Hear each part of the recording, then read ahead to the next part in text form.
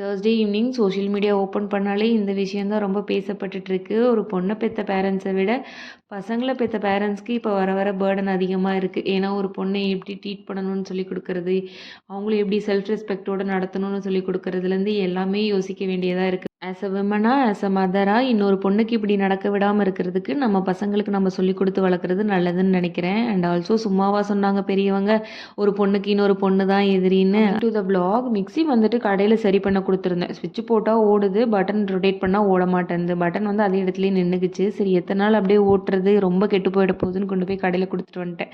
Mixie இல்லாமல் என்ன சமைக்கிறதுனே தெரிய மாட்டேங்குது டின்னருக்கு. சரின்ட்டு தக்காளி பஜ்ஜி வச்சு தோசை ஊற்றியாச்சு. அகஸ்தியாவுக்கு வந்துட்டு நாளைக்கு ஸ்கூலில் fancy dress competition, tree dress போட்டு வர சொல்லியிருந்தாங்க.